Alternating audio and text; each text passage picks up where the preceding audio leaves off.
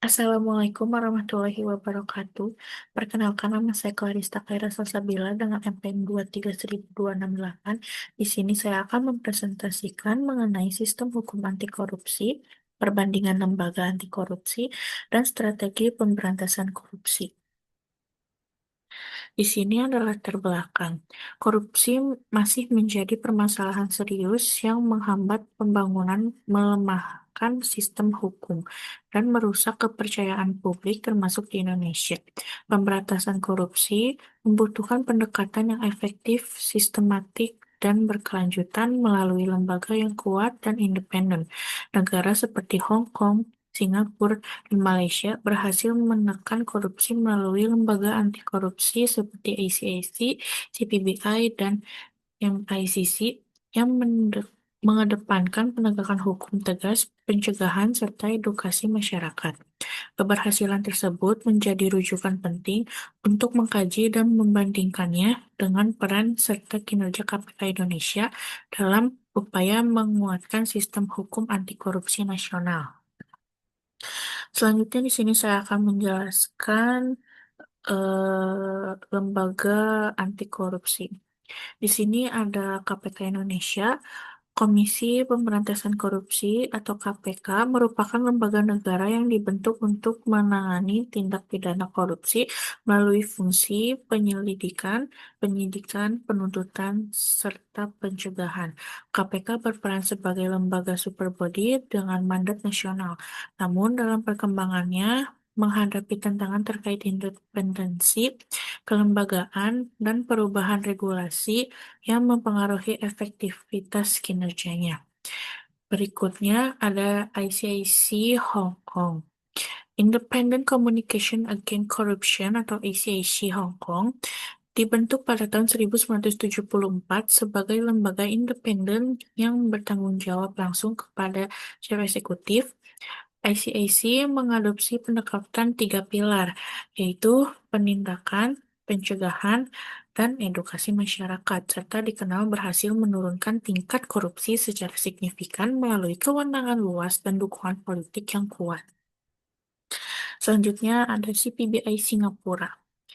Corrupt Parties Investigation Bureau atau CPAB Singapura merupakan lembaga anti korupsi yang berada di bawah Perdana Menteri dan memiliki struktur yang sederhana namun efektif. CPBI melakukan kebijakan zero tolerance terhadap korupsi dengan kewenangan investigasi yang kuat dan penegakan hukum yang konsisten tanpa pandang jabatan. Selanjutnya ada MICC Malaysia atau Malaysia Anti-Corruption Commission adalah lembaga anti korupsi nasional Malaysia dengan cakupan kerja yang luas di seluruh wilayah negara. Malaysia Anti-Corruption Commission memiliki fungsi penindakan dan pencegahan, serta berada dalam sistem pengawasan parlemen sehingga tetap menjalankan perannya dalam pemberantasan korupsi, meskipun menghadapi tantangan independensi. Selanjutnya di sini saya akan menjelaskan analisis kekuatan dan kelemahan sistem Indonesia. Sistem pemberantasan korupsi Indonesia memiliki kekuatan utama pada kewenangan KPK yang mencakup penyelidikan, penyidikan, dan penuntutan, serta tingkat kepercayaan publik yang relatif tinggi. Namun kelemahan muncul pada aspek independensi kelembagaan akibat perubahan regulasi, keterbatasan kewenangan operasional, serta kompleksitas birokrasi dan pengawasan yang berpotensi menghambat efektivitas penindakan. Kondisi ini membuat pemberantasan korupsi belum berjalan optimal, khususnya dalam menangani korupsi yang bersifat sistematik. Di sini ada rekomendasi penguatan integritas nasional. Penguatan integritas nasional perlu dilakukan melalui peningkatan independensi KPK, penguatan fungsi pencegahan dan edukasi publik, serta penataan regulasi yang mendukung efektivitas penegakan hukum. Selain itu, reformasi birokrasi, transparansi, tata kelola pemerintahan, dan kolaborasi antara lembaga penegak hukum menjadi lembaga penting untuk menciptakan sistem hukum anti korupsi yang kuat, konsisten, dan berkelanjutan. Di sini ada faktor keberhasilan ICIC Hong Kong dan CPBI Singapura. Keberhasilan ICIC dan CPBI didukung oleh komitmen politik kuat, pendekatan terpadu seperti penyelidikan, pencegahan, edukasi, dan independensi internasional yang terjamin. Penegakan hukum dilakukan secara konsisten tanpa pandang bulu dengan saksi tegas.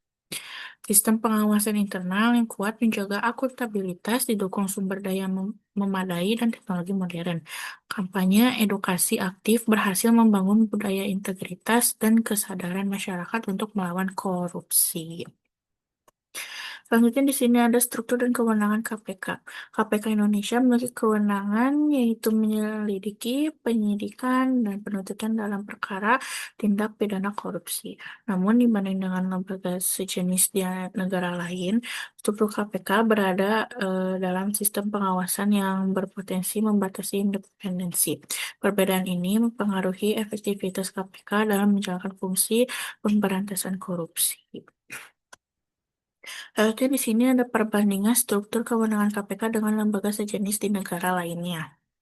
Struktur dan kewenangan lembaga anti korupsi di negara menunjukkan perbedaan yang mempengaruhi efektivitas pemberantasan korupsi.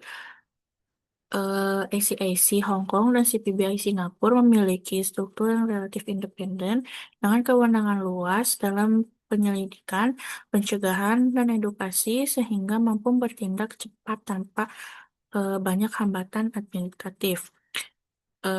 MICC Malaysia juga memiliki cakupan kewenangan nasional dengan dukungan sumber daya yang besar, meskipun berada dalam sistem pengawasan tertentu.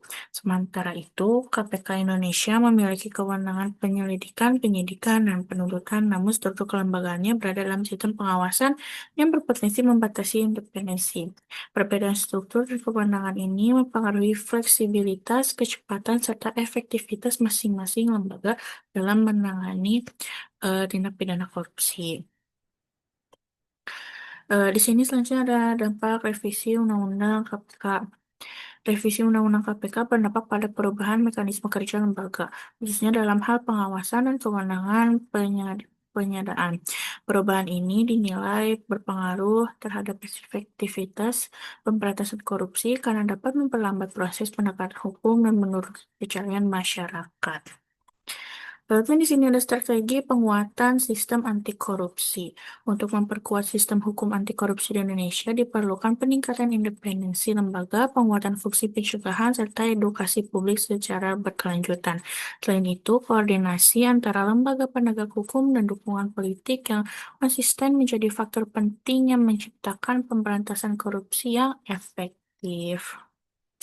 Selanjutnya di sini ada kesimpulan keberhasilan ICAC, CPBI, dan MICC menunjukkan bahwa pemberantasan korupsi memerlukan lembaga yang independen, berwenang, dan didukung komitmen politik yang kuat.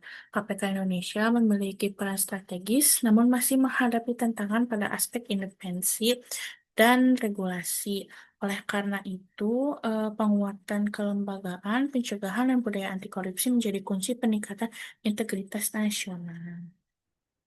Mungkin segitu aja presentasi dari saya. Mohon maaf apabila ada banyak sekali kesalahan dan masih banyak kurangnya. Terima kasih. Wassalamualaikum warahmatullahi wabarakatuh.